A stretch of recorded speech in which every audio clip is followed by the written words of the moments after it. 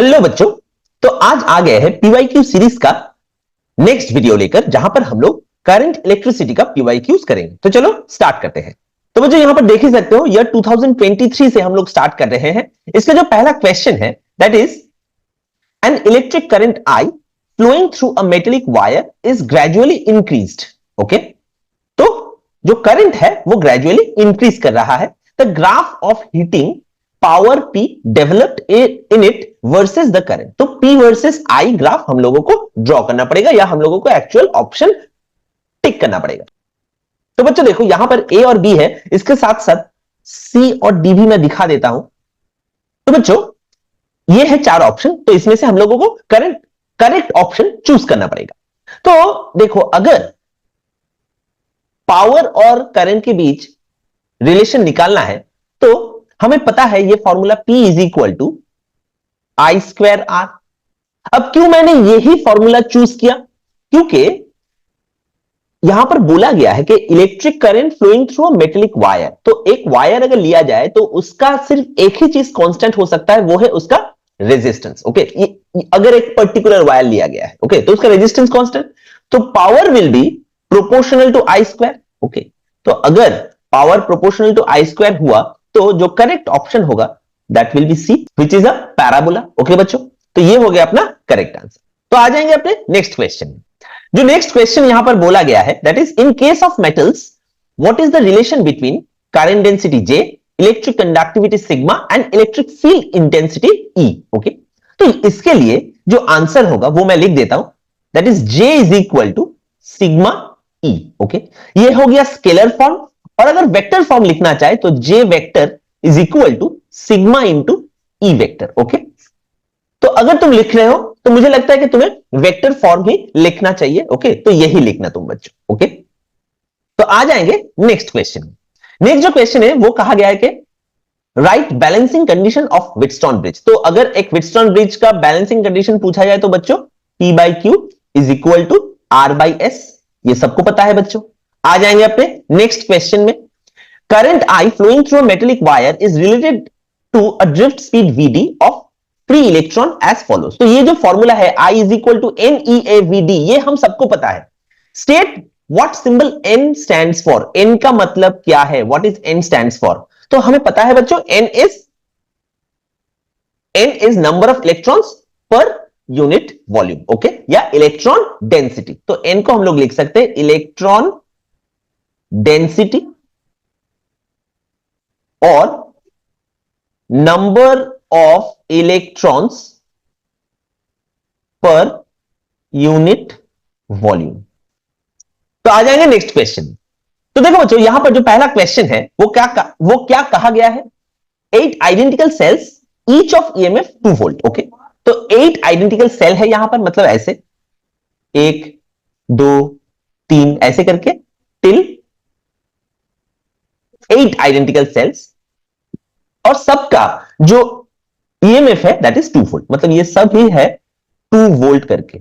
Okay, and internal resistance 3 ओम, मतलब इन सबका जो इंटरनल रेजिस्टेंस है, मतलब अगर मैं यहां पर इंटरनल रेजिस्टेंस भी दिखा दूं तो इन सबका जो इंटरनल रेजिस्टेंस है दैट इज 3 ओम। ओके बच्चों, मैं सबको नहीं ड्रॉ कर रहा हूं। Are connected in series to form a row, तो यहां पर ऐसे सीरीज में कनेक्ट किया गया है। Okay, such 6 such rows are connected in parallel, तो ऐसे करके ये है फर्स्ट रो, ऐसे करके second, third, fourth, fifth and six, till 6 row ऐसे कनेक्ट किया गया है इन पैरेलल। ओके बच्चों, this battery is now connected to an external resistor R of resistance 6 ohm. Okay, एक एक्सटर्नल रेजिस्टर है R, उसका ईएमएफ है, उसका रेजिस्टेंस है 6 ohm. EMF of the battery, सबसे पहले हमें बैटरी का जो टोटल ईएमएफ है वो निकालना पड़ेगा। तो देखो, अगर एक ब्रांच का ईएमएफ निकाला जाए तो वो कितना होगा? 2 वोल्ट ऐसे करके, 2 वोल्ट ऐसे करके 8 आइडेंटिकल सेल। ओके, तो मतलब 2 into 8 is equal to 16 volt. एक रो में है 16 वोल्ट, ऐसे करके 6 रो है, और अगर 6 रो हुआ तो अब अगर ऐसा है, देखो ये एक रो, ये दूसरा, ये तीसरा, ऐसे करके अगर 6 रोज है और सबका अगर ईएमएफ 16 वोल्ट करके ही है, तो हमें पता है बच्चों कि पैरेलल में जो टोटल अमाउंट ऑफ वोल्टेज होता है वो कांस्टेंट रहता है अक्रॉस द सेल। ओके, तो यहां पर भी ये 16 वोल्ट ही होगा। तो इक्विवेलेंट ईएमएफ जो होगा that will be 16 volt. Am I clear बच्चों, समझ में आया? Next, internal resistance of the battery. तो देखो एक रो का इंटरनल रेजिस्टेंस कितना है? 8 रेजिस्टर है ऐसे, क्योंकि 8 सेल है तो इसलिए 8 रेजिस्टर होगा। 8 रेजिस्टर मतलब वो सारा रेजिस्टर अगर सीरीज में कनेक्टेड है तो 8 3 24 ओम। तो ऐसे ही एक ब्रांच में 24 ओम है, ऐसे करके 6 ब्रांचेस है। तो अगर 6 ब्रांचेस हुआ तो इक्विवेलेंट रेजिस्टेंस हो जाएगा 1/24, ऐसे करके 6 टाइम्स, तो इंटू 6 इट इज 6 4 24। तो R equivalent will be equal to 4 ohm. Am I clear?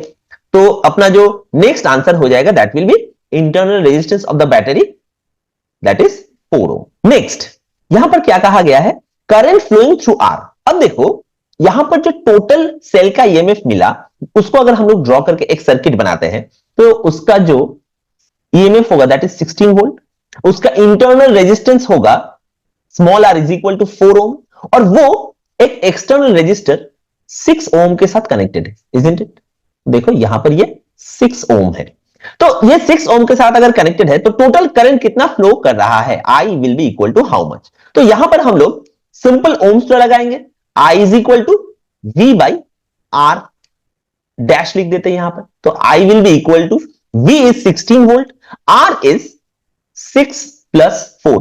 ये वाला रेजिस्टेंस है 4 ओम और ये वाला रेजिस्टेंस है 6 ओम, ये दोनों सीरीज में कनेक्टेड है तो 6 प्लस 4 मतलब 10, तो 16/10 मतलब 1.6 एम्पियर। हमें क्लियर बच्चों? ये हो गया अपना नेक्स्ट आंसर, तो इसको भी मैं यहां पर लिख देता हूं 1.6 एम्पियर। ओके, आ जाएंगे नेक्स्ट क्वेश्चन। तो बच्चों अपना जो नेक्स्ट क्वेश्चन है इसका ही और, in the circuit shown in figure given below E1 and E2 are batteries having EMF 25 volt and 26 volt. देखो यहां पर एकदम सर्किट दे ही दिया गया है। ओके, और यहां पर देखो शो भी कर दिया गया है कि 25 वोल्ट का जो EMF है उसका जो इंटरनल रेजिस्टेंस है दैट इज 1 ओम, और इसका इंटरनल रेजिस्टेंस है 26 वोल्ट का 5 ohm. Okay, applying Kirchhoff laws of electrical network calculate the current I1 and I2। तो यहां पर हम लोगों को I1 और I2 का वैल्यू निकालना पड़ेगा।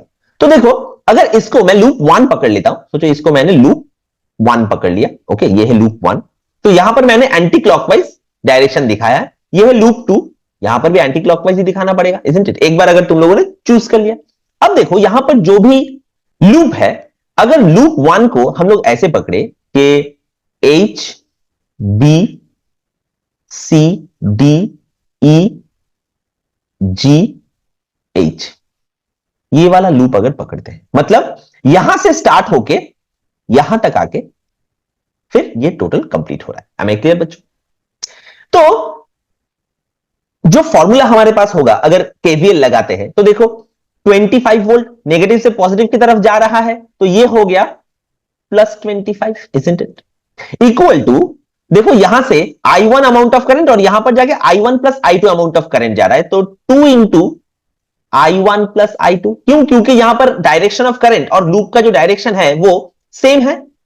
यहां से आ गया, अब अगर इस तरफ जाए तो ये है 4 ओम, और इसके साथ मैं यहां पर ड्रॉ भी कर देता हूं कि ये है 1 ओम, यहां पर ये एक है 5 ओम। ओके, तो 4 ओम एंड 1 ओम मतलब 5 ओम, तो I1 अमाउंट ऑफ करंट जा रहा है तो obviously plus 5 I1। Am I clear? तो इसको अगर हम लोग सॉल्व करते हैं तो यहां पर आ जाएगा 25 is equal to 2I1 plus 2I2 plus 5I1। तो यहां पर 5I1 एंड 2I1 मतलब 7I1 plus 2I1 is equal to 25। तो ये हो गया अपना इक्वेशन 1। ओके बच्चों, अब अगर लूप 2 में आ जाते हैं, लूप 2 मतलब यहां पर मैं लिख देता हूं loop A F E D C B A, ये वाला, ये छोटा वाला लूप। ओके, तो इसके लिए अगर हम लोग केवीएल अप्लाई करते हैं तो देखो क्या हो जाएगा, यहां पर भी नेगेटिव से पॉजिटिव की तरफ एरो जा रहा है तो ऑब्वियसली जो ईएमएफ होगा that will be 26 equal to यहां पर भी सेम डायरेक्शन है, I1 प्लस I2 इंटू 2 हो जाएगा, तो 2 इंटू I1 प्लस I2, और 3 ओम और 5 ओम में से भी I2 अमाउंट ऑफ करंट जा रहा है, तो 3 प्लस 5 मतलब 8, तो 8 I2। हमें क्लियर बच्चों, समझ में आया? तो ये टोटल कितना हो जाएगा, 2I1 2I2, देखो 2I1 plus 2I2 plus 8I2, और इस तरफ है 26, तो 8I2 एंड 2I2 मतलब 10I2, और यहां पर 2I1 मतलब 2I1 plus 10I2 is equal to 26। तो इसको अगर 2 से डिवाइड कर दे तो I1 plus 5I2 is equal to 13, तो ये हो जाएगा अपना इक्वेशन 2। इन दोनों को अगर हम लोग सॉल्व कर ले तो हमारे पास I1 और I2 का वैल्यू आ जाएगा। ओके बच्चों, तो बच्चों अगर इन दोनों इक्वेशन को अगर हम लोग सॉल्व कर लेते तो यहां पर I1 का वैल्यू आएगा 3 एंपियर एंड I2 का वैल्यू आ जाएगा 2 एंपियर। तो इसको अलग से कैलकुलेट करके मैंने नहीं दिखा, ये तुम लोग खुद ब खुद कैलकुलेट करके देखोगे, और ऑब्वियसली ये प्रैक्टिस रहना भी जरूरी है, ओके, ताकि तुम एग्जाम में जल्द से जल्द इसको सॉल्व कर पाओ। ओके बच्चों, तो आ जाएंगे अपने नेक्स्ट क्वेश्चन। अपना जो नेक्स्ट ईयर है दैट इज 2021 कंपार्टमेंट और इंप्रूवमेंट एग्जामिनेशन। तो इसका जो पहला क्वेश्चन है, that is two bulbs A and B are marked 220 volt 40 watt and 220 volt 60 watt। तो दोनों का ही पोटेंशियल या वोल्टेज सेम है और पावर डिफरेंट है। विच वन A और B हैज ग्रेटर रेजिस्टेंस, तो किसका रेजिस्टेंस ज्यादा है? तो इसको हम लोग कैसे सॉल्व करते हैं, देखो हमें पता है, देखो यहां पर है, यह है V, यह है P, ओके, और रेजिस्टेंस के साथ हम लोगों को कंपेयर करना पड़ेगा। ओके, तो P, V और R इन तीनों को लेकर कौन सा फॉर्मूला होता है? P is equal to V square by R। देखो V दोनों में ही 220 वोल्ट मतलब कांस्टेंट है, मतलब हम लोग लिख सकते हैं कि P is proportional to 1 by R। अब अगर P is proportional to 1 by R है, मतलब जिसका पावर ज्यादा होगा उसका रेजिस्टेंस कम होगा। तो हम लोग यहां पर इजीली बोल सकते हैं कि ये अगर P1 है 40 वाट और 60 वाट अगर P2 है, तो हम लोग ऐसे लिख सकते हैं कि since P1 is lesser than P2, क्योंकि P1 है 40 एंड P2 है 60, तो हम लोग लिख सकते हैं कि P1 is lesser than P2। Therefore according to the expression हम लोग बोल सकते हैं कि R1 will be greater than R2, मतलब बल्ब A और बल्ब B में बल्ब A का जो रेजिस्टेंस होगा वो ज्यादा होगा। इसको हम लोग ऐसे भी सोच सकते हैं, जो बल्ब ज्यादा पावर का होगा, मतलब ज्यादा रोशनी ज्यादा देगा, ओके, उसका रेजिस्टेंस भी कम होना पड़ेगा। ओके, तो पावर ज्यादा मतलब रेजिस्टेंस कम, तो इसीलिए ए का पावर कम है 40 वाट, इसीलिए ए का रेजिस्टेंस ज्यादा होगा, और बी का पावर है 60 वाट, इसीलिए बी का रेजिस्टेंस कम होगा। एम आई क्लियर बच्चों, समझ में आया? तो नेक्स्ट क्वेश्चन देख लेते हैं। Which conservation principle is involve in Kirchhoff loop rule? KVL, Kirchhoff voltage law या किरचॉफ लूप रूल, कौन सा कंजर्वेशन प्रिंसिपल यहां पर इन्वॉल्व होता है? केवीएल में होता है कंजर्वेशन ऑफ एनर्जी। केवीएल या लूप रूल या सेकेंड लॉ, यहां पर मैं लिख देता हूं second law, Kirchhoff second law और लूप रूल या केवीएल, इसमें एनर्जी कंजर्व्ड होता है, और फर्स्ट लॉ और जंक्शन रूल और केसीएल, किरचॉफ करंट लॉ, इसमें चार्ज कंजर्व्ड होता है, conservation of charge. Am I clear बच्चों, समझ में आया? आ जाएंगे नेक्स्ट क्वेश्चन।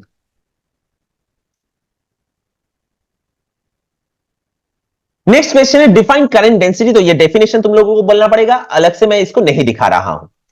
सेकंड है right an expression for current density in terms of drift velocity. Okay, तो यहां पर हम लोग ऐसा बोल सकते हैं कि देखो हमें पता है कि I is equal to n e A v d, isn't it, and I by A is equal to n e v d, and this I by A is only J, तो J is equal to n e v d.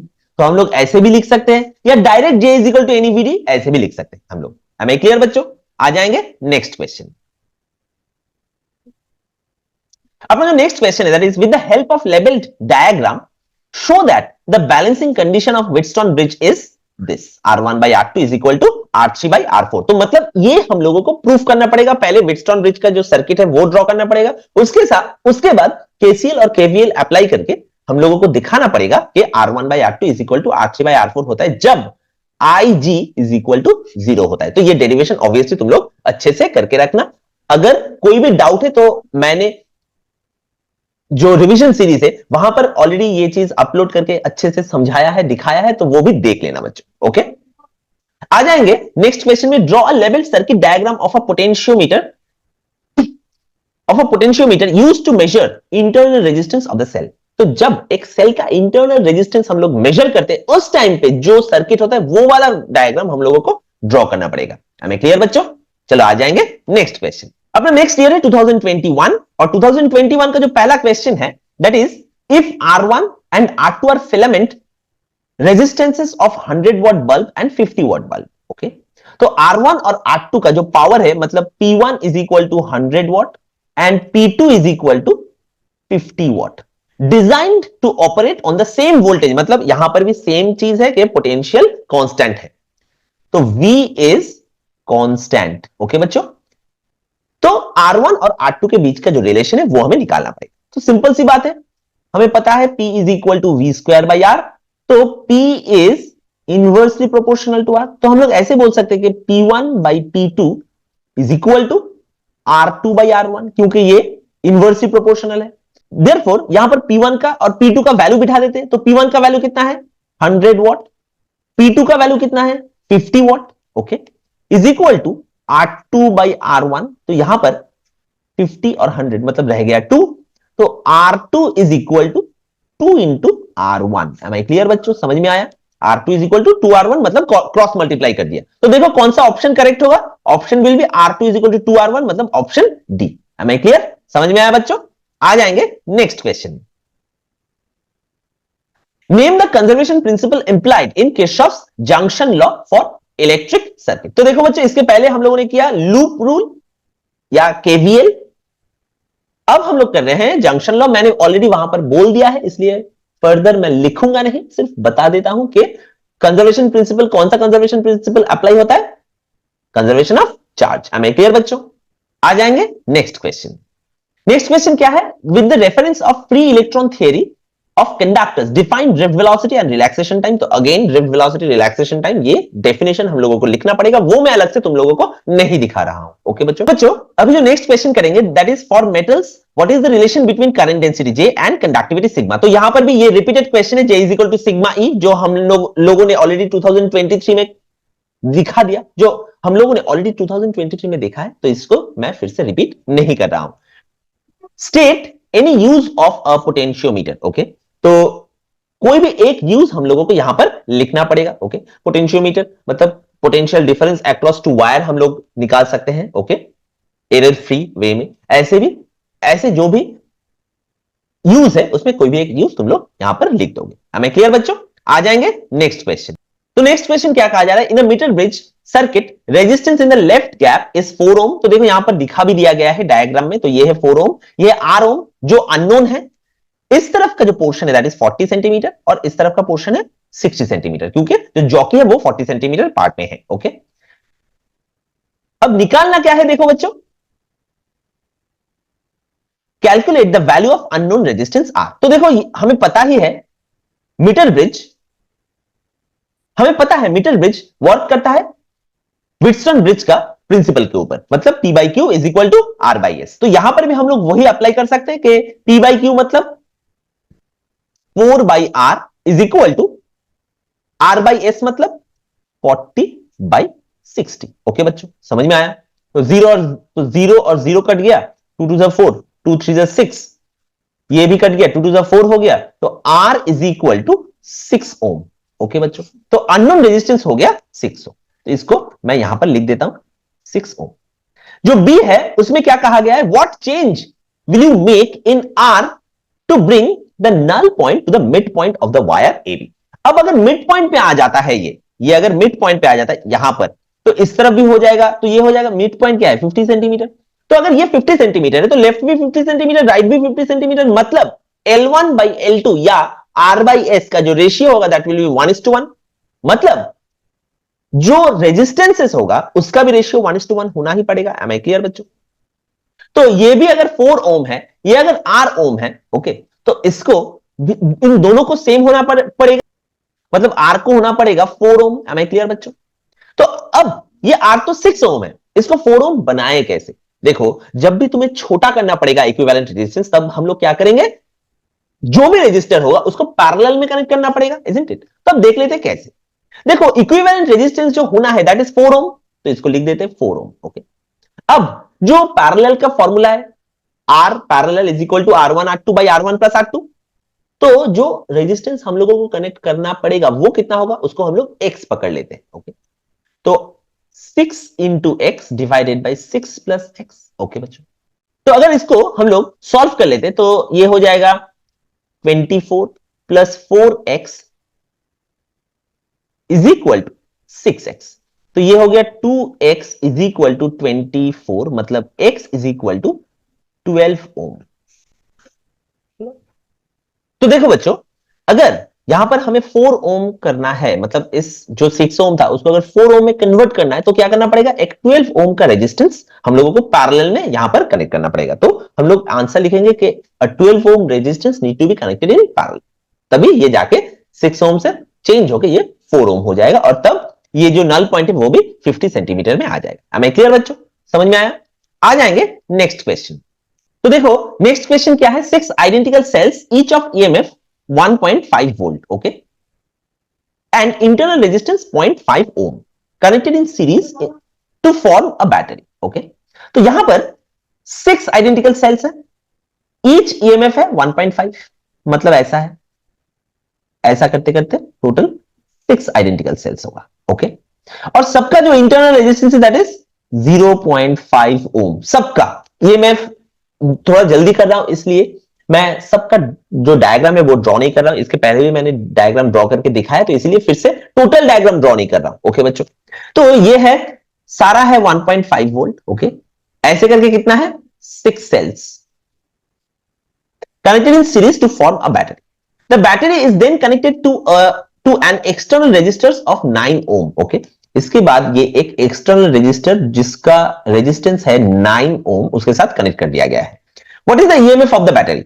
तो अगर EMF निकालना है, सारा series में है, तो क्या करना पड़ेगा, सब ईएमएफ को ऐड कर देंगे, मतलब 6 सेल्स और सबका ईएमएफ है 1.5, तो 6 into 1.5 it will be 9 volt. Am I clear? तो पहला आंसर निकल गया 9 volt. The current flowing in the circuit, circuit में करंट कितना फ्लो कर रहा है, तो उसके लिए हमें क्या करना पड़ेगा, जो भी इंटरनल रेजिस्टेंस है उसको सबसे पहले निकालना पड़ेगा। तो देखो, जैसे 6 सेल है तो वैसे इस 6 सेल का 6 इंटरनल रेजिस्टेंस है, तो जो टोटल इंटरनल रेजिस्टेंस होगा दैट विल बी 6 इंटू 0.5, क्योंकि हर एक इंटरनल रेजिस्टेंस है, मतलब ईच सेल का जो इंटरनल रेजिस्टेंस है दैट इज 0.5 ओम, तो R will be equal to 3 ohm. Am I clear बच्चों? समझ में आया? अगर R 3 ओम है तो यहां पर ये हो गया अपना 3 ओम, इसको मैंने अलग से दिखा दिया। तो ये वाला 3 ओम और ये वाला 9 ohm they are connected in series, तो जो इक्विवेलेंट रेजिस्टेंस होगा R equivalent that is 9 plus 3 is equal to 12 ohm. तो करंट कितना होगा, I is equal to V by R, EMF है 9 वोल्ट, तो EMF is 9 volt divided by 12, तो 9 by 12 इसको अगर कैलकुलेट कर लेते हैं तो I हो जाएगा, तो I हो जाएगा बच्चों 0.75 एम्पियर, ओके। याद रखना, यूनिट लिखना भी उतना ही जरूरी है, ओके। तो ऑब्वियसली यूनिट मिस मत करना, ओके बच्चों। तो ये हो गया 0.75 एम्पियर। आ जाएंगे अपने नेक्स्ट क्वेश्चन। नेक्स्ट है ईयर 2020। तो ईयर 2020 का जो पहला क्वेश्चन है that a metallic wire having a resistance of 20 ohm, okay. तो यहां पर एक मेटेलिक वायर है, उसका रेजिस्टेंस है 20 ohm, bend to form a circle. तो इसको क्या किया गया है, एक सर्कल के फॉर्म में बेंड कर दिया गया है, ओके बच्चों, ऐसे करके बेंड कर दिया गया है। पूछा जा रहा है find resistance between any two diametrically opposite point. तो देखो, ये अगर एक डायमीटर पकड़ा जाए इसको, ओके, जिसका ये वाला पॉइंट है A, ये वाला पॉइंट है B, तो इन दोनों पॉइंट के बीच जो इक्विवेलेंट रेजिस्टेंस होगा what will be the value of that. तो अगर एक 20 ओम रेजिस्टर को एक सर्कल में बेंड कर दिया जाए तो देखो ये टोटल पेरीमीटर है, तो यहां से ये वाला जो पोर्शन है, यहां तक का जो पोर्शन है, उसका जो लेंथ होगा ये टोटल लेंथ का हाफ होगा, तो रेजिस्टेंस भी टोटल लेंथ का हाफ हो जाएगा, मतलब ये हो जाएगा 10 ओम, और सिमिलरली ये भी हो जाएगा 10 ओम। ओके, तो अब अगर इन दोनों का अगर इक्विवेलेंट रेजिस्टेंस निकालना है तो ये दोनों कैसे कनेक्टेड है? पैरेलल में, क्योंकि दोनों हाथ ही कनेक्टेड है, इजंट इट? दोनों एंड ही कनेक्टेड है with each other.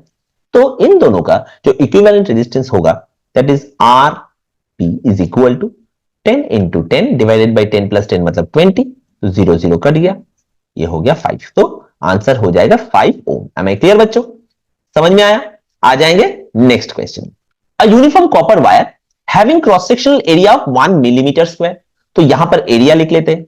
1 millimetre square को अगर मीटर स्क्वायर में कन्वर्ट करेंगे, 1 millimetre square is equal to 10 to the power minus 6 metre square, carries a current of 5 ampere, मतलब current I is equal to 5 ampere. Calculate the drift speed of free electron, मतलब VD is equal to question mark. यहां पर free electron number density of copper is, मतलब small n will be equal to 2 into 10 to the power 28 this much metre to the power minus 3। तो यहां पर हमें VD निकालना है, कौन सा फॉर्मूला यूज करेंगे? I is equal to NEAVD, तो VD is equal to I divided by NEA। अब देखो हमारे पास I का वैल्यू है, N का वैल्यू है, A का भी वैल्यू है, E का है charge of 1 electron which is 1.6 into 10 to the power minus 19। तो ये सारा वैल्यूज अगर तुम लोग बिठा देते हो तो इसका जो आंसर आएगा बच्चों is 1.56 into 10 to the power minus 3 इतना मीटर पर सेकेंड। M I clear? तो ये हो गया अपना आंसर।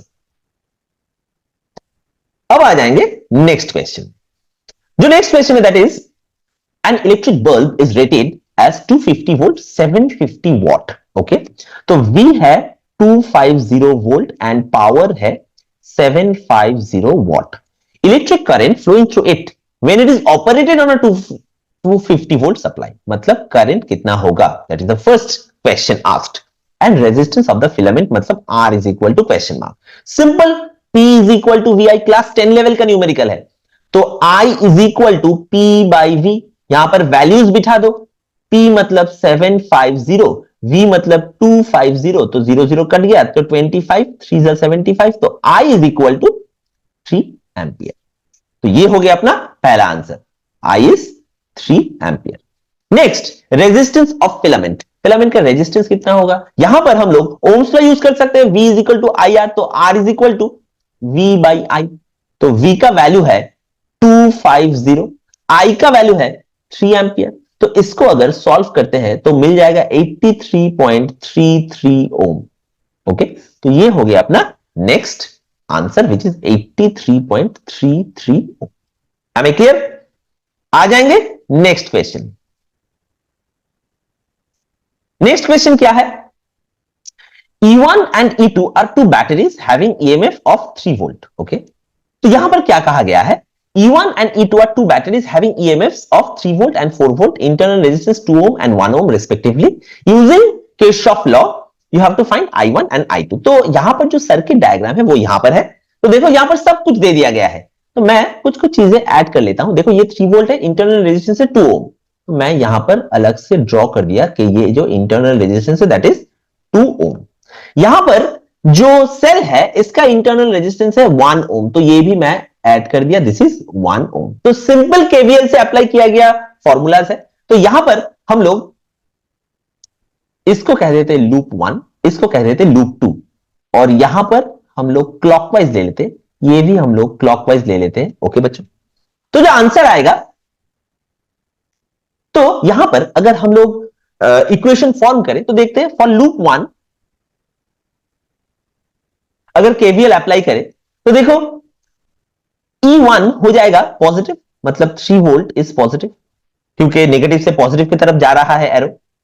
ये जो 8 ओम है इसके अंदर से जो करंट फ्लो होगा वो ये ऐसे I1 और I2 मीटअप करके, मतलब ऐड होके ये नीचे की तरफ जाएगा। ओके, तो ये टोटल कितना होगा, कितना जाएगा I1 प्लस I2। ओके बच्चों, तो एरो का डायरेक्शन और करंट का डायरेक्शन सेम है, तो 8 इंटू I1 प्लस I2। वैसे ही अगर लूप 2 के लिए देखा जाए, लूप 2, तो लूप 2 में क्या है, यहां पर भी हम लोग क्लॉकवाइज ले रहे हैं। तो देखो यहां पर जो एरो है फॉर द सेल, ये पॉजिटिव से नेगेटिव की तरफ जा रहा है, तो यहां पर हम लोगों को लिखना पड़ेगा माइनस। तो ये हो गया 8I1 प्लस I2। अब ये जो करंट है, यहां पर आके ये वाला करंट I2 इस तरफ चला जाएगा, I1 इस तरफ चला जाएगा, तो ये ही I1 इस 4 ओम और ये 2 ओम से जाएगा। तो देखो एरो का डायरेक्शन, लूप का जो एरो का डायरेक्शन है और करंट का डायरेक्शन वो सेम है, तो इसलिए 4 प्लस 2 मतलब 6 इंटू I1, ये हो गया फॉर लूप 1। वैसे ही अगर लूप 2 के लिए देखा जाए तो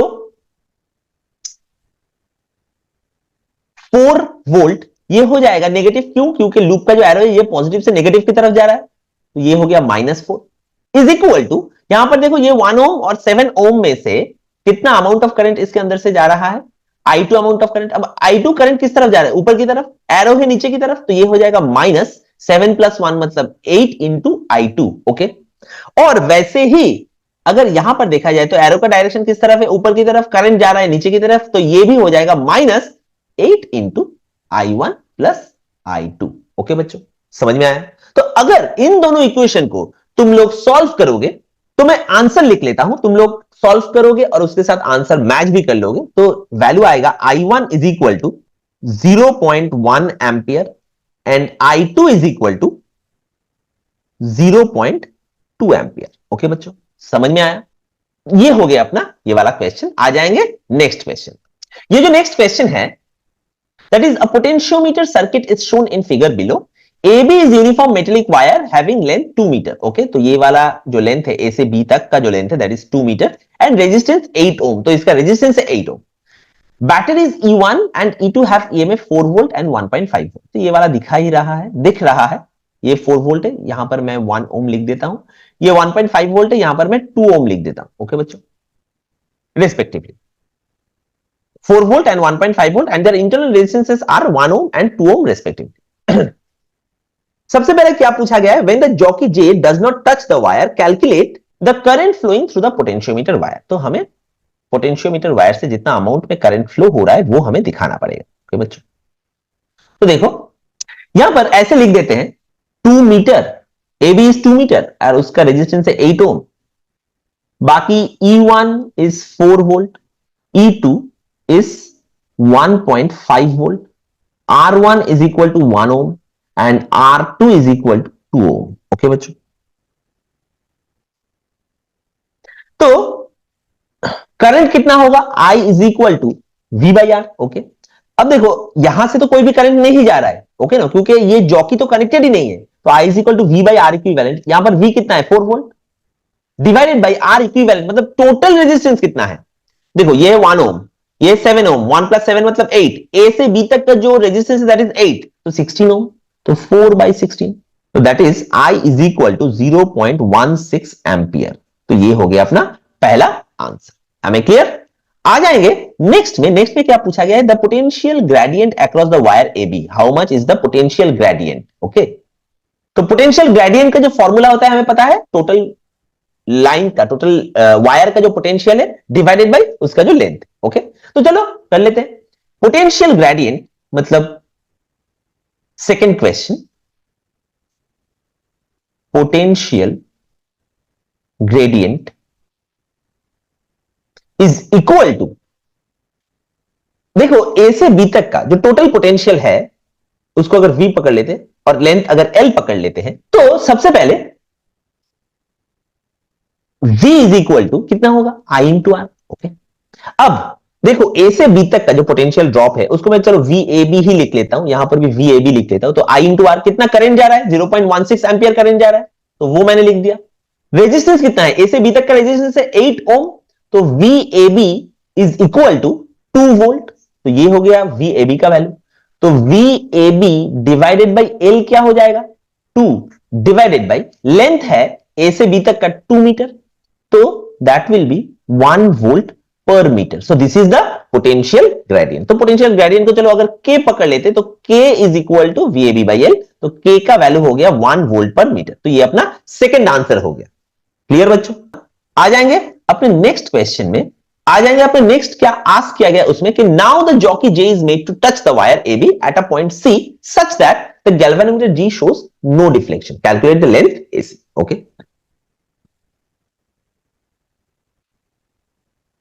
तो देखो बच्चों, यहां पर हमें लेंथ कैलकुलेट करना पड़ेगा। किस टाइम पे लेंथ कैलकुलेट करना पड़ेगा कि jockey J is made to touch the wire A B at a point C such that the galvanometer G shows no deflection, मतलब जी गैल्वेनोमीटर कोई भी डिफ्लेक्शन शो नहीं कर रहा है। ओके बच्चों, तो ऐसे टाइम पे कैलकुलेट द लेंथ एसी, हमें एसी का जो लेंथ है वो कैलकुलेट करना पड़ेगा। ओके, एसी मतलब जहां पर जॉकी है उस पॉइंट को कहा जा रहा है।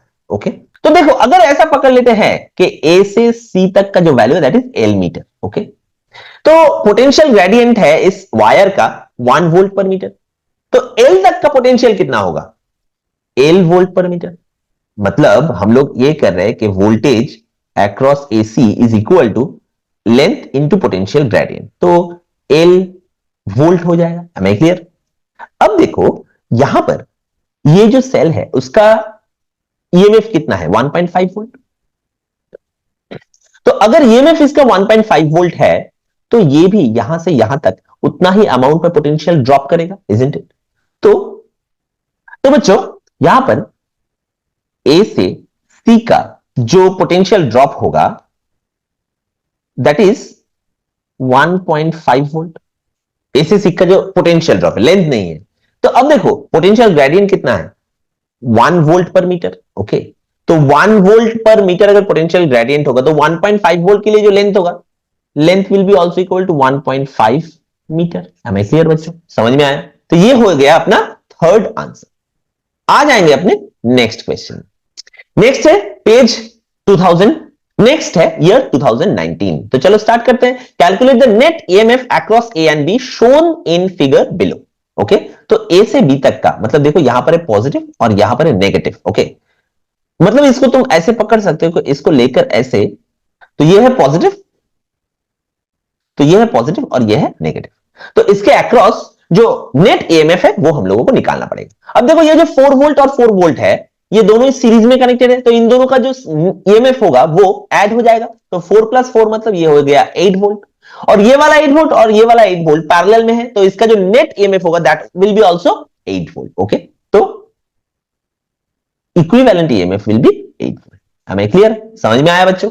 आ जाएंगे नेक्स्ट क्वेश्चन। नेक्स्ट क्वेश्चन क्या पूछा जा रहा है कि a potentiometer experiment the balancing length with a resistance 2 ohm is found to be 100 centimetre. तो हम लोग ऐसे लिख लेते हैं कि R1 is equal to 2 ohm. Okay, और बैलेंसिंग लेंथ मतलब L1 is equal to 100 centimetre. Okay, while that of an unknown resistance is 500 centimetre. तो अननोन को मैं R2 लिख लेता हूं जिसको हमें निकालना पड़ेगा, उसके लिए जो लेंथ है that is 500 centimetre. Calculate the value of unknown resistance, तो हमें R2 निकालना पड़ेगा। तो यहां पर सिंपल हम लोग R1 by R2 is equal to L1 by L2 ये फॉर्मूला यूज करेंगे। तो R1 मतलब 2 by R2 is equal to L1 मतलब 100 डिवाइडेड बाई 500, तो 0 0 कट गया तो 1/5, तो R2 इज इक्वल टू 10 ओम। तो ये हो गया अपना अननोन रेजिस्टेंस का वैल्यू। समझ में आया बच्चों? आ जाएंगे नेक्स्ट क्वेश्चन। अपना नेक्स्ट क्वेश्चन क्या है? Obtain the balancing condition for the western bridge arrangement as shown in figure ahead. Obtain मतलब यहां पर हम लोगों को डिराइव करना पड़ेगा। ये भी रिपीटेड क्वेश्चन है, मैंने बता दिया कि कैसे करना है, फिर से मैं नहीं रिपीट कर रहा हूं। आ जाएंगे नेक्स्ट क्वेश्चन में। Draw a labelled circuit diagram of a potentiometer to measure the internal resistance r of a cell. ये भी and write the working formula. Derivation is not required, तो यहां पर भी पहले भी ऐसा क्वेश्चन आ गया है। इसके साथ साथ तुम्हें सिर्फ जो डेरिवेशनल फॉर्म मतलब जो फॉर्मूला डिराइव किया गया है small r is equal to, वो वाला फॉर्मूला सिर्फ लिखना पड़ेगा। ओके बच्चों, और उसके साथ पोटेंशियोमीटर का जो डायग्राम है इसके लिए वो ड्रॉ करना पड़ेगा। ओके, तो ये भी रिपीटेड क्वेश्चन है, मैं फिर से नहीं बताऊंगा। आ जाएंगे next year which is 2018। Define current density, definition, right an expression which connect current density with drift speed. ये दोनों ही रिपीटेड क्वेश्चन है, फिर से नहीं बता रहा हूं। आ जाएंगे नेक्स्ट क्वेश्चन में। तो देखो यहां पर E1 और E2, देखो ये एक सर्किट दे दिया गया है। ओके, यहां पर पूरा बताया गया है कि 34 वोल्ट ये है, इंटरनल रेजिस्टेंस है 1 ओम, तो इसलिए मैंने यहां पर ड्रॉ कर दिया। ये 10 वोल्ट, इसका इंटरनल रेजिस्टेंस है 2 ओम। ओके बच्चों, तो यहां पर भी ऐसे ही कर लेते हैं, ये है लूप 1, ये है लूप 2। तो देखो ऑलरेडी मैं पिछले जो भी केसीएल केवीएल के न्यूमेरिकल्स है वो ऑलरेडी मैं तुम लोगों को एकदम प्रॉपर्ली समझा चुका हूं, यहां पर भी थोड़ा जल्दी जल्दी कर लेते हैं। ओके, तो अगर एंटी क्लॉकवाइज कर लेते लूप 1 के लिए। ओके, और लूप 2 के लिए भी ऑब्वियसली एंटी क्लॉकवाइज ही करना पड़ेगा। तब किसी भी एक को अगर तुम एंटी क्लॉकवाइज पकड़ोगे तो दूसरे को क्लॉकवाइज नहीं पकड़ सकते, दोनों को ही एंटी क्लॉकवाइज पकड़ना पड़ेगा। ओके, तो फॉर लूप 1 यहां पर देखो 34 वोल्ट दैट इज प्लस, यहां पर से total I1 amount of current जा रहा है 4 ओम से, तो 4I1 plus 5 into I1 plus I2, 5I1 plus I2, और 7 ओम से again I1 amount of current जा रहा है, और 1 ओम से भी I1 अमाउंट ऑफ करंट जा रहा है, तो ये टोटल हो गया 8 इंटू I1। तो ये अपना पहला इक्वेशन हो गया, इक्वेशन 1। ओके, तो इसको ऑब्वियसली तुम लोग अगर जनरलाइज करोगे तो 34 will be equal to 17I1 plus 5I2, तो इसको भी तुम लोग इक्वेशन 1 पकड़ सकते हो। लूप 2 के लिए, लूप 2 के लिए जो इक्वेशन होगा वो मैं इक्वेशन सिर्फ लिख रहा हूं, ठीक है, इसको फिर से मैं जनरलाइज नहीं करूंगा। तो देखो यहां पर अगर एंटी क्लॉकवाइज है तो सेल में ये पॉजिटिव से नेगेटिव की तरफ जा रहा है, मतलब ये हो गया -10 वोल्ट। ओके, अब देखो 2 ओम और 7 ओम में से I2 अमाउंट ऑफ करंट जाएगा, तो 7 प्लस 2 मतलब 9। तो देखो यहां पर करंट का डायरेक्शन यहां पे क्या होगा, नीचे की तरफ। ओके, और एरो का डायरेक्शन ऊपर की तरफ, तो उल्टा हो रहा है, मतलब -7 प्लस 2 मतलब 9I2। ओके, इसके लिए भी ऐसे ही उल्टा होगा, तो 5 minus 5 into I1 plus I2। Okay, और 4 ओम, ये वाला जो 4 ओम है, यहां से भी देखो करंट फ्लो कर रहा है ऊपर की तरफ और एरो जाएगा नीचे की तरफ, मतलब -4 इंटू I2। ओके, तो इसको भी अगर तुम जनरलाइज कर लोगे that will be 5I1 plus 18I2 is equal to 10। तो ये हो गया अपना इक्वेशन नंबर 2। तो अगर इक्वेशन 1 और 2 को तुम लोग कैलकुलेट करोगे, सॉल्व करोगे अगर, तो I1 और I2 का जो वैल्यू आएगा, I1 का वैल्यू होगा 2 एंपियर और I2 का वैल्यू होगा 0 एंपियर। ओके, तो इसको तुम्हें खुद ब खुद कैलकुलेट करना पड़ेगा, तो ऑब्वियसली ये कैलकुलेट कर लेना बच्चों। ओके, समझ में आया?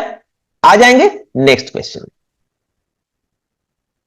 N electric bulb is marked 200 volt and 100 what. तो यहां पर V है 200 वोल्ट एंड P है 100 watt. Calculate resistance in the filament if 5 such bulbs are connected in series. ऐसे कितना बल्ब है, 1 2 3 4 एंड 5। ओके, हर एक बल्ब का जो वोल्टेज है that is 200 volt and power है 100 वॉट। तो एक का रेजिस्टेंस कितना होगा, हमें पता है P is equal to V square by R।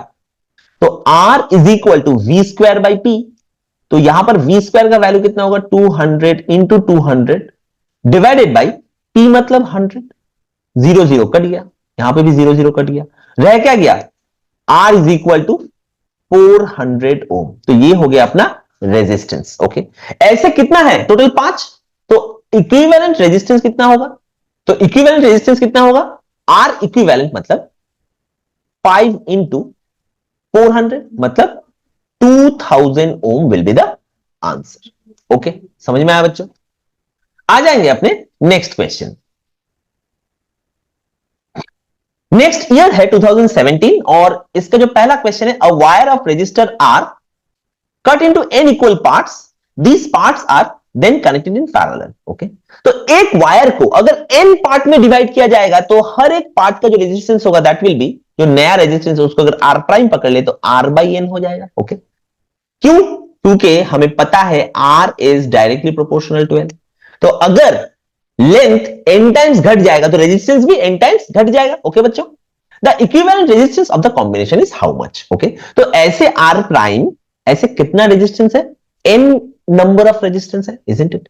तो मतलब equivalent resistance r equivalent will be equal to 1 by r prime plus 1 by r prime, ऐसे करते करते टिल n टर्म्स तो ये कितना हो जाएगा n बाई आर प्राइम। अब आर प्राइम का वैल्यू क्या है, आर बाई एन, तो n बाई आर, n ऊपर चला जाएगा तो n स्क्वायर बाई आर। तो आर इक्विवेलेंट का जो वैल्यू होगा that is R by N square. Am I clear, समझ में आया बच्चों? तो ये हो गया अपना आंसर। तो ये कौन सा ऑप्शन होगा, आर बाई एन स्क्वायर, मतलब ऑप्शन नंबर डी। समझ में आया बच्चों? क्या कहा जा रहा है, on which conservation principle is Kirchhoff second law of electric network based. फिर से बता देता हूं, पहले भी रिपीट हो गया है। सेकंड लॉ मतलब किरचॉफ वोल्टेज लॉ, वहां पे क्या कंजर्व रहता है, एनर्जी कंजर्व रहता है। और पहला जो लॉ है, मतलब जो जंक्शन रूल है या केसीएल है, उसमें चार्ज कंजर्व रहता है। आ जाएंगे नेक्स्ट क्वेश्चन में। Two resistors R1 60 ohm, R2 90 ohm connected in parallel. तो यहां पर देखो R1 और R2 they are connected in parallel. If electric power consumed by the resistor R1 is 15 ohm, calculate the power consumed by the resistor R2. तो देखो यहां पर एक बार मैं डायग्राम ड्रॉ कर देता हूं। सोचो ये है R1 और ये है R2। R1 और R2 पैरेलल है, तो इसके अक्रॉस, इन दोनों रेजिस्टेंस के अक्रॉस क्या कांस्टेंट रहेगा, V कांस्टेंट रहेगा, isn't it? तो देखो R1 का वैल्यू है 60 ओम, R2 का वैल्यू है 90 ओम। R1 का जो पावर कंजम्पशन है that is P1 which is 15 what. तो P2 इज इक्वल टू कितना होगा, कौन सा फॉर्मूला यूज करेंगे, देखो हमें पता है P is equal to V square by R, क्योंकि V कांस्टेंट है तो P is inversely proportional to R। तो हम लोग इजीली लिख सकते हैं कि P1 by P2 is equal to R2 by R1। अब यहां पर सिर्फ वैल्यूज बिठा देंगे, तो P1 मतलब 15 वॉट, P2 हम लोग निकालेंगे, R2 कितना है 90 ओम, R1 कितना है 60 ओम, 0 0 कट गया, 3 3 9, 3 2 6, 3 5 15, तो P2 will be equal to 10 watt. ये है अपना आंसर। एम आई क्लियर बच्चों, समझ में आया? आ जाएंगे अपने नेक्स्ट क्वेश्चन। तो बच्चों ये जो क्वेश्चन है, क्या कहा गया है कि figure ahead shows two resistor R1 and R2 connected to a battery having an EMF 40 volt and negligible internal resistance. A voltmeter having resistance 300 ohm is used to measure potential difference across R1. Find the reading of the voltmeter. इसका diagram देख लेते हैं। तो देखो ये अपना diagram, यहां पर वोल्टमीटर का जो रेजिस्टेंस है, वोल्टमीटर का जो रेजिस्टेंस है दैट इज 300 ओम। तो इसको अगर सॉल्व करते हैं तो सबसे पहले हमें इक्विवेलेंट रेजिस्टेंस निकालना पड़ेगा। तो देखो 200 ohm and 300 ohm they are connected in parallel, तो इसका जो इक्विवेलेंट रेजिस्टेंस होगा वो अगर हम लोग निकाल लेते तो 200 इंटू 300 डिवाइडेड बाय 200 प्लस 300 मतलब 500, 0 0 कट गया, 5 4 20 0, तो R is equal to 120 Om.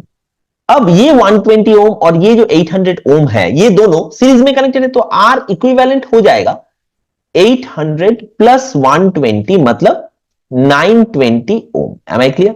Are equivalent हो गया 920 ओम। अब I इज इक्वल टू, अगर हमें करंट निकालना है तो करंट कितना होगा, I is equal to V by R. तो V है यहां पर, V या एप्सिलॉन कुछ भी पकड़ो, that is 40 volt divided by R equivalent मतलब 920 ओम। तो इसको और कैलकुलेट कर लेते तो हमें क्या मिलेगा, तो हमें मिलेगा 0.043 एम्पियर। ओके, तो अपने पास करंट आ गया। अब देखो यही वाला करंट यहां से जाएगा, ये आई करंट यहां से जाएगा, यहां पर से जाने के बाद ये स्प्लिट हो जाएगा दोनों साइड। ओके, तो अब अगर इसका इक्विवेलेंट रेजिस्टेंस देख लेते that is 120 ohm, isn't it? तो अगर ये 120 ओम है तो 120 ओम से अगर 0.043 एम्पियर करंट जा रहा है तो पोटेंशियल ड्रॉप कितना होगा, वही पोटेंशियल ड्रॉप होगा इस वोल्टमीटर का मेजरमेंट। तो V is equal to I into R, तो I हो गया 0.043, R हो गया 120। तो इसको अगर कैलकुलेट करें तो V हो जाएगा 5.16 वोल्ट। ओके बच्चों, इसका वैल्यू हो गया 5.16 वोल्ट। तो ये हो गया अपना आंसर। समझ में आया बच्चों? आ जाएंगे नेक्स्ट क्वेश्चन।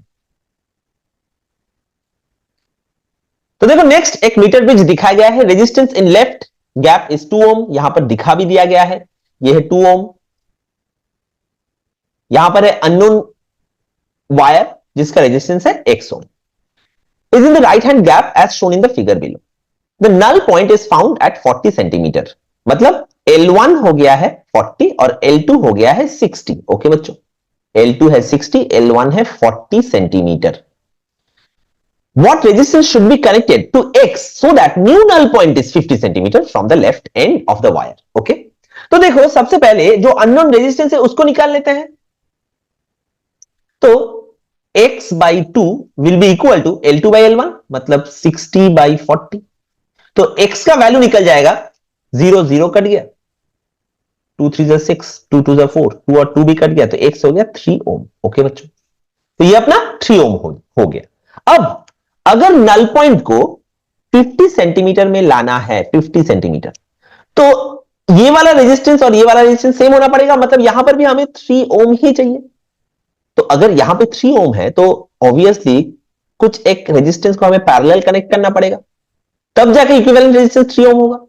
तो यहां पर हम लोग देख लेते हैं, फॉर्मूला ऐसा यूज करते हैं, RP is equal to R1 into R2 by R1 plus R2.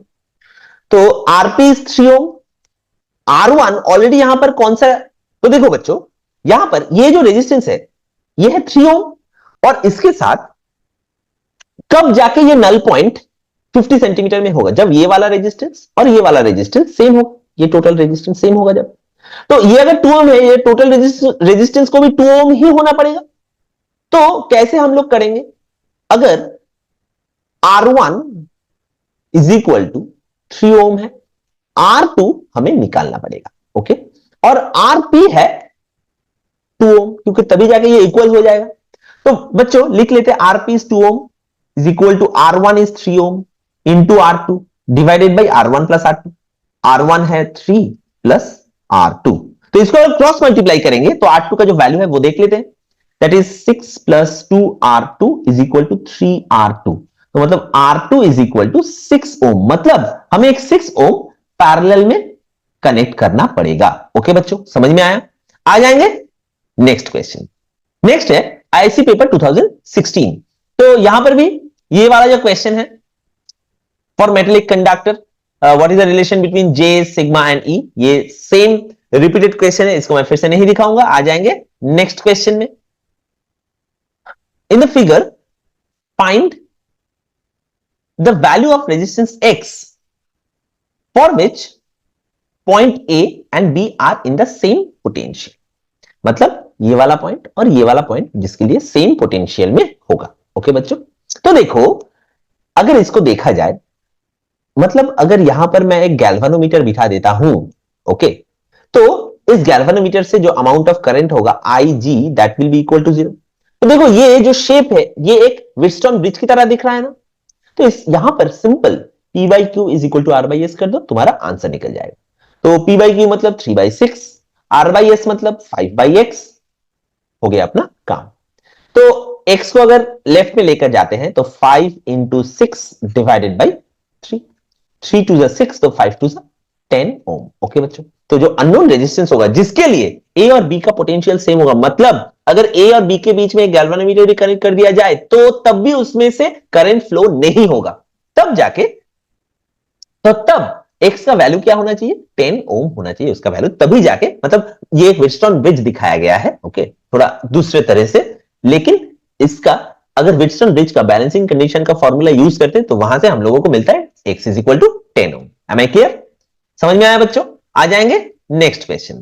तो बच्चों अपना जो नेक्स्ट क्वेश्चन है वो क्या कहा गया है, a metallic wire has a resistance 3 ohm at 0 degree Celsius. Okay, तो हम लोग लिख सकते हैं कि R0 is equal to 3 ohm, okay, and 4.8 ohm at 150 degree Celsius, मतलब RT is equal to 4.8 ohm और T is equal to 150 degree Celsius. Find temperature coefficient of resistance of the material, मतलब alpha is equal to question mark. तो हम लोग alpha is equal to इसका formula लिख देते हैं, RT minus R0 divided by R0 into delta T. यहां पर जो डेल्टी है मतलब 0 टू 150 डिग्री सेल्सियस दैट इज 150. तो अगर वैल्यूज बिठा देते हैं तो RT is 4.8 minus R0 is 3 divided by 3 into 150। Okay, तो इसको अगर कैलकुलेट करते हैं तो वैल्यू आ जाएगा 4 इंटू 10⁻³ इतना ओम पर डिग्री सेल्सियस। तो ये हो गया अपना temperature coefficient. Am I clear बच्चों? समझ में? अपना नेक्स्ट क्वेश्चन क्या है बच्चों? In the circuit shown in figure E1 and E2 are two cells having EMF 2 volt and 3 volt respectively and negligible internal resistance. Applying Kirchhoff's laws of electrical network, find the values of I1 and I2। तो बच्चों यहां पर देखो internal resistance भी नहीं दिया गया, तो इससे भी आसान हो गया है पहले से भी। ओके, तो ये है पॉजिटिव, ये है नेगेटिव, ये भी है यहां पर पॉजिटिव, ये भी है नेगेटिव। ओके, तो इसको मैं लूप 1 पकड़ लेता हूं, इसको लूप 2 पकड़ लेता हूं, दोनों में ही मैं क्लॉकवाइज लूप का डायरेक्शन दिखा देता हूं। तो अपना लूप 1 के लिए, फॉर लूप 1 अगर हम लोग केवीएल अप्लाई करें तो देखो यहां पर I1 करंट, यहां पर I2 करंट, तो यहां पर टोटल हो जाएगा I1 प्लस I2। टोटल हो गया I1 प्लस I2। अब देखो जो ईएमएफ का वैल्यू है दैट इज 2 वोल्ट और नेगेटिव से पॉजिटिव की तरफ जा रहा है, तो ये हो गया 2 volt is equal to 2 into I1 plus I2 और प्लस I1। तो ये हो गया अपना इक्वेशन 1। और फॉर लूप 2 इसके लिए देखो, अगर यहां पर करंट ऐसे फ्लो हो रहा है कि सेल ये है, यहां से I2 करंट गया, यहां से I1 प्लस I2 करंट गया और यहां पर से I2 करंट अगेन अंदर चला गया, तो लूप 2 के लिए जो ईएमएफ है देखो अपना एरो क्या है, एंटी क्लॉकवाइज। ओके, तो एंटी क्लॉकवाइज मतलब पॉजिटिव से यहां पे नेगेटिव की तरफ जा रहा है, मतलब -3 इज इक्वल टू यहां पर इस 6 ओम रेजिस्टेंस के लिए -6I2, इसके लिए 2 ओम रेजिस्टेंस के लिए -2I1 प्लस I2। तो ये अपना दो इक्वेशन हो गया, इक्वेशन 1 एंड इक्वेशन 2। इसको तुम लोग सॉल्व करो और इसमें से आंसर निकालो। एम आई क्लियर बच्चों? समझ में आया? आ जाएंगे next question. Draw a level circuit diagram of a potentiometer to measure internal resistance of a cell. Write the working formula। एकदम सेम क्वेश्चन कॉपी पेस्ट कर दिया गया है, मैं फिर से नहीं दिखा रहा हूं। आ जाएंगे नेक्स्ट क्वेश्चन में। ISC examination paper 2015। The equivalent resistance between point A and F of the network shown in the figure। मतलब ये वाला पॉइंट और ये वाला पॉइंट और ये वाला पॉइंट के बीच। ओके, देखो बच्चों मैं हमेशा तुम लोगों को कहता रहता हूं, जिन दोनों पॉइंट के बीच तुम्हें इक्विवेलेंट रेजिस्टेंस निकालना है, उन दोनों पॉइंट के बीच इमेजिनरी एक सेल कनेक्ट कर दो, तुम्हारा काम बहुत ही आसान हो जाएगा। ये मैंने कनेक्ट कर दिया। अब देखो करंट ऐसे फ्लो करेगा, यहां से जाएगा 10 ओम से, उसके बाद यहां पर आएगा। अब इस तरफ वो कैसे जाएगा, इस तरफ वो कैसे जाएगा? इस तरफ वो नहीं जा सकता। क्यों? क्योंकि ये जो एंड है ये डेड एंड है, इजंट इट? तो इसका जो रेजिस्टेंस होगा वो भी इनफाइनाइट होगा, तो यहां से कोई भी रेजिस्टेंस, यहां से कोई भी करंट नहीं जा पाएगा, तो करंट सीधा आ जाएगा 50 ओम से। फिर जब यहां पर आएगा, इस तरफ भी कोई भी करंट नहीं जा सकता क्योंकि यहां पर भी डेड एंड है, तो रेजिस्टेंस है इनफाइनाइट, तो ये आ जाएगा 80 ओम से और यहां से ये सर्किट पूरा कंप्लीट हो जाएगा। मतलब जितना अमाउंट में करंट है सेल से जो निकल रहा है वो 10 ओम, 50 ओम एंड 80 ओम से जा रहा है। मतलब these three resistors are connected in series। तो इसका जो इक्विवेलेंट रेजिस्टेंस होगा that is 10 plus 50 plus 80 ohm, तो ये टोटल हो जाएगा 140। Am I clear? तो 140 इज ऑप्शन सी। ओके, तो this is our correct answer. आ जाएंगे नेक्स्ट क्वेश्चन में। नेक्स्ट क्वेश्चन क्या है? A resistor R is connected to a cell of EMF E and internal resistance R। Okay, तो यहां पे एक resistor R connected to a cell of EMF E। तो देखो ये अपना EMF है, उसका इंटरनल रेजिस्टेंस है ये, तो EMF है E, रेजिस्टेंस है स्मॉल r, एक्सटर्नल रेजिस्टेंस है कैपिटल R। ओके बच्चों, ये है अपना external resistance. Is found to be the potential difference across the resistor R is found to be V। मतलब इन दोनों के बीच जो पोटेंशियल डिफरेंस है that is V। State the relation between E, V, R and small r। यहां पर symbol तुम्हें ओम्स का लगाना पड़ेगा। ओके बच्चों, देखो अगर I अमाउंट में करंट फ्लो हो रहा है, ओके, तो इसका जो इक्विवेलेंट रेजिस्टेंस है हम लोग ऐसे लिख सकते हैं कि V is equal to I R, I into capital R plus small r, क्योंकि ये वाला कैपिटल आर और स्मॉल आर सीरीज में कनेक्टेड है। ओके, अब देखो ये जो एक्सटर्नल रेजिस्टेंस है कैपिटल आर, इसमें से कितना अमाउंट में करंट जा रहा है, आई अमाउंट में करंट जा रहा है, तो V is equal to I into capital R, ऐसा लिख सकते हैं। तो epsilon is equal to I capital R plus I small r, तो आई कैपिटल आर को V से रिप्लेस कर देते तो E is equal to V plus I into small r, ये हो गया E capital V capital R और स्मॉल आर के बीच जो रिलेशन। हमें क्लियर बच्चों? तो इसको एप्सिलॉन ना लिख के ई भी लिख सकते हो जैसे यहां पर है, और एप्सिलॉन भी लिख सकते हो, कोई दिक्कत नहीं है। हमें क्लियर बच्चों? समझ में आया? नेक्स्ट क्या कहा जा रहा है बच्चों? A resistor R is connected to a cell of EMF E and internal resistance small r. Next क्या कहा जा रहा है बच्चों? Three identical cells each of EMF 2 volt. तो यहां पर थ्री आइडेंटिकल सेल है, सबका ईएमएफ है 2 वोल्ट और इंटरनल रेजिस्टेंस है 1 ओम। तो इन सबका जो इंटरनल रेजिस्टेंस है that is 1 ohm, connected in series to form a battery. The battery is then connected to a parallel combination of two identical resistors, each of 6 ohm. मतलब यहां पर एक रेजिस्टर है 6 ओम वाला और यहां पर और एक रेजिस्टर है 6 ओम वाला, ये भी 6 ओम और ये भी 6 ohm. Find the current delivered by the battery. तो यहां से कितना अमाउंट में करंट जा रहा है वो हमें निकालना पड़ेगा। सबसे पहले इन थ्री आइडेंटिकल रेजिस्टेंस का जो टोटल ईएमएफ होगा दैट विल बी 3 इंटू 2 मतलब 6 वोल्ट। जो टोटल इक्विवेलेंट रेजिस्टेंस, जो टोटल इंटरनल इक्विवेलेंट रेजिस्टेंस होगा दैट इज 1 प्लस 1 प्लस 1 मतलब 3 ओम। अब देखो इसको, इस सर्किट को मैं अगर रीड्रॉ करता हूं तो ये ऐसा है, ये है अपना 6 वोल्ट, इंटरनल रेजिस्टेंस है 3 ओम और इसके साथ दो 6 ओम रेजिस्टर पैरेलल में कनेक्टेड है। तो इन दोनों 6 ओम का जो इक्विवेलेंट रेजिस्टेंस है that is 6 into 6 divided by 6 plus 6 मतलब 12। तो ये हो जाएगा 3 ओम। तो इन दोनों का इक्विवेलेंट रेजिस्टेंस है 3 ओम, ये 3 ओम और ये 3 ohm they are connected in series, तो आर इक्विवेलेंट हो जाएगा 3 प्लस 3 मतलब 6 ओम। तो V इज 6 वोल्ट, तो I is equal to current is equal to V by R मतलब 3 बाई V बाई आर मतलब 6 बाई 6 विच इज 1 एम्पियर। हमें clear बच्चों? तो ये हो गया अपना आंसर। ओके, तो अब आ जाएंगे अपने नेक्स्ट क्वेश्चन में। Draw the labelled graphs to show the electrical resistance varies with temperature for a metallic wire and for a piece of carbon.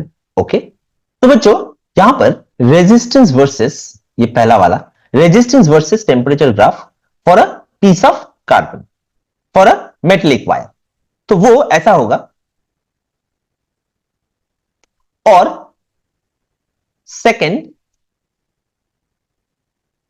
Are versus T graph for piece of carbon that will be like this. हमें clear बच्चों? समझ में आया? आ जाएंगे next question. Two resistors R1 is 400 ohm and R2 is 20 ohm. 400 and 20, okay, are connected in parallel to a battery. If heating power developed in R1 is 25 watt, find heating power developed by R2. मतलब यहां पर हम लोग ऐसे लिख सकते हैं कि R1 is equal to 400 ohm, R2 is equal to 20 ohm. यहां पे यह है 25 वॉट मतलब P1 is equal to 25 watt और P2 is equal to question mark, वो हमें निकालना पड़ेगा। ओके, कौन सा फॉर्मूला यूज करें? P is equal to V square by R, isn't it? तो P is inversely proportional to R, तो हम लोग P2 अगर निकाले तो सिंपली ऐसे फॉर्मूला लिखते हैं P2 by P1 is equal to R1 by R2, isn't it? क्योंकि P and R they are inversely proportional, तो इसलिए 2 बाई 1 इस तरफ हो गया 1 बाई 2। तो यहां पर अगर P2 का वैल्यू निकालना है तो P2 is equal to P1 इस तरफ चला गया तो हो गया 25 इंटू R1 बाई R2 मतलब R1 इज 400, R2 मतलब 20। ओके, तो 0 0 कट गया, ये हो गया 20। तो 20 इंटू 25, तो 20 इंटू 25 हो गया 500 वॉट। हमें क्लियर बच्चों, समझ में आया? आ जाएंगे नेक्स्ट क्वेश्चन। नेक्स्ट क्वेश्चन है, with the help of level diagram show the balancing condition of a Wheatstone bridge. फिर से वही सेम चीज है, व्हीटस्टोन ब्रिज से R1 by R2 equal to R3 by R4 इसको प्रूफ करना पड़ेगा। आ जाएंगे नेक्स्ट क्वेश्चन। नेक्स्ट ईयर है 2014। इसका जो पहला क्वेश्चन है, if R1 and R2 are filament resistance of 200 watt and 100 watt bulb respectively designed to operate the same voltage, then what is the relation? I hope कि ये, I think कि ये वाला जो क्वेश्चन ये भी हम लोगों ने रिपीट कर ये भी मैंने रिपीट कर दिया है, मतलब ये भी मैंने पहले करा दिया। नेक्स्ट क्वेश्चन क्या है, find the EMF of the battery shown in figure.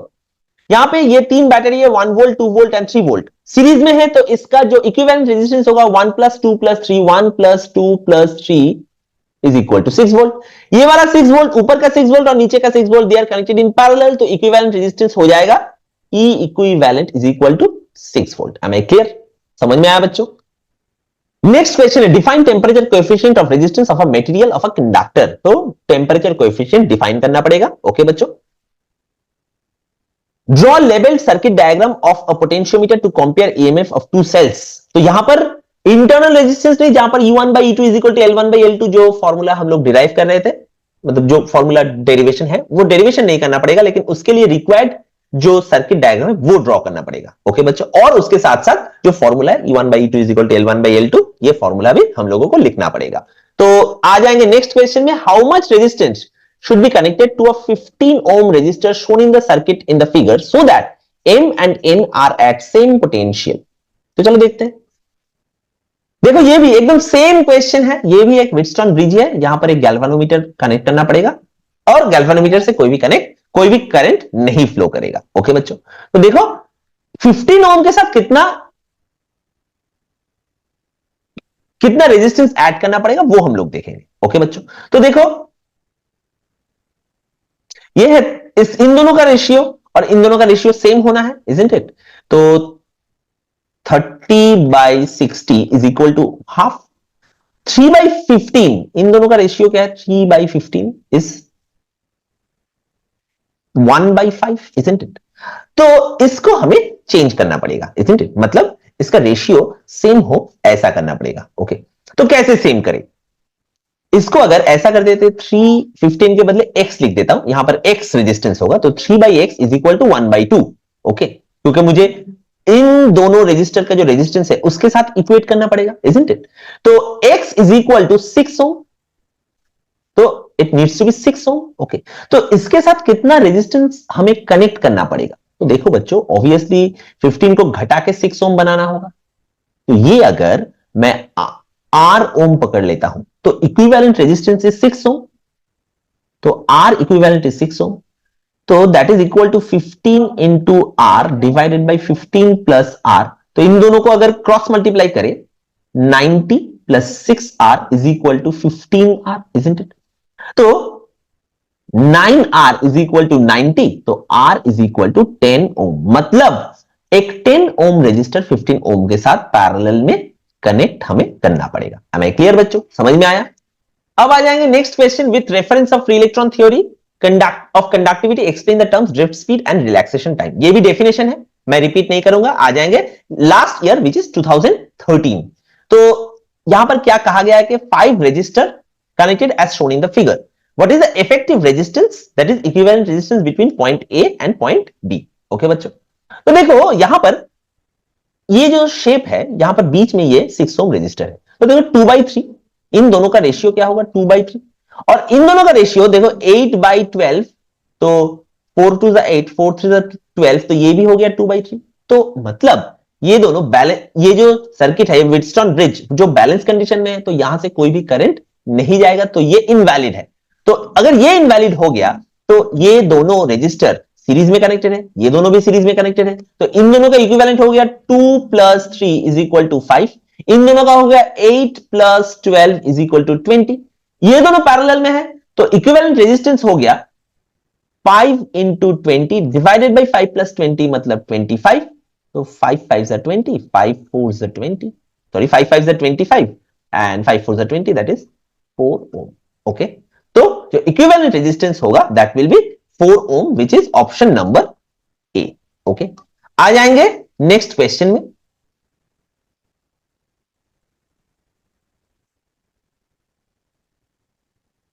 Next question, a current I flows through a metallic wire of radius r and free electrons in the drift electrons in it drift with speed vd. Okay, तो current I flow कर रहा है, wire का radius है r, drift speed है vd। Calculate the drift velocity of the free electron through the wire same material having double the radius when same current flows through it. Okay, तो देखो हमें पता है I is equal to NEA VD, isn't it? I is equal to NEA VD।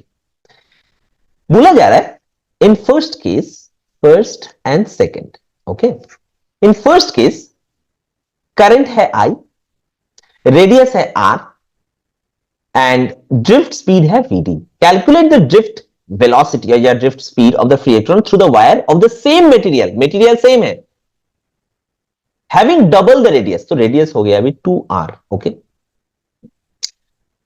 when same current flows through it, current भी same. Okay बच्चों, तो देखो यहां पर I इज इक्वल टू हमें पता है NEAVD, isn't it? तो हमें क्या निकालना है, ड्रिफ्ट स्पीड, तो VD प्राइम कर देते हैं। ओके, तो VD is equal to I divided by NEA। अब A मतलब क्या है, क्रॉस सेक्शनल एरिया, तो VD is equal to I by NE pi R square. Okay, अब देखो एक पर्टिकुलर मटेरियल का जो एक पर्टिकुलर टेम्परेचर में जो नंबर ऑफ फ्री इलेक्ट्रॉन्स होगा, जो इलेक्ट्रॉन डेंसिटी होगा वो कांस्टेंट होगा। तो आई, तो एन, ई और पाई ये वाला ये सब हो गया कांस्टेंट, तो VD is directly proportional to I by R square, isn't it? तो हम लोग ऐसे लिख सकते हैं कि VD prime divided by VD is equal to तो VD prime is equal to I by R square. अब आई कितना है इसके लिए, सेम अमाउंट में आई है, आर हो गया है डबल, तो 2r का होल स्क्वायर। ओके, और जो पहला वाला था, जो फर्स्ट केस में था, उसमें ये वीडी के लिए आई बाई आर स्क्वायर, मतलब आई है कैपिटल आई और आर इसमें रेडियस आर था तो वो चला गया ऊपर, तो आर स्क्वायर। ओके, तो देखो VD prime by VD will be equal to I, और आई यहां पर काट देता हूं, तो ये आर स्क्वायर, ये हो गया 4r स्क्वायर, ये दोनों कट गया। Therefore,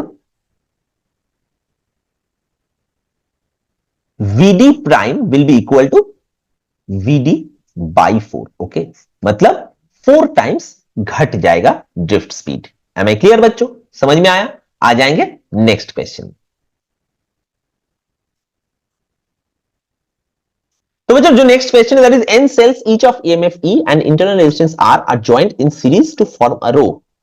M such rows are connected in parallel to form a battery, this much Mn cells. This battery is connected to an external resistance R. What is the EMF of this battery and how much is its internal resistance? तो ये भी एक proper knowledge based question है। Okay, जो मैंने revision series में already combination of sales में तुम लोगों को दिखा दिया है, तो वो देख लेना ऑब्वियसली बच्चों। Okay, and show the current, तो वहां पर भी एकदम मैं सब कुछ वहां पर दिखा चुका हूं। ओके, तो वो डेरिवेशन तुम लोगों को करना है। आ जाएंगे नेक्स्ट क्वेश्चन। तो बच्चों ये जो नेक्स्ट क्वेश्चन ये भी वही केसीएल केवीएल के ऊपर है, इसको मैं अलग से फिर से नहीं दिखा रहा हूं। ओके, ये अपना होमवर्क रहा, ये खुद ब खुद करना है। ओके बच्चों, तो आज ये जो पीवाईक्यू सीरीज का ये चैप्टर करंट इलेक्ट्रिसिटी हमने किया, ये बहुत ही ज्यादा इंपॉर्टेंट है, बहुत ज्यादा अमाउंट में क्वेश्चन यहां से आने वाला है। इसके साथ साथ एक चीज कह देता हूं, जैसे मैं पहले भी करता हूं, मैं जो क्वेश्चन पेपर का पीडीएफ है, मतलब ये सारा जो क्वेश्चन है उसका पीडीएफ और जो आंसर की जो भी सोल्यूशन मैंने किया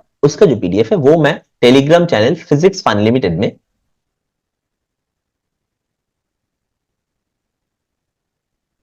अपलोड कर दूंगा, तो तुम लोग वहां से भी देख लोगे वो पीडीएफ वर्जन। ओके बच्चों, तो आज के लिए यहां तक ही, पढ़ते रहो और फोड़ते रहो।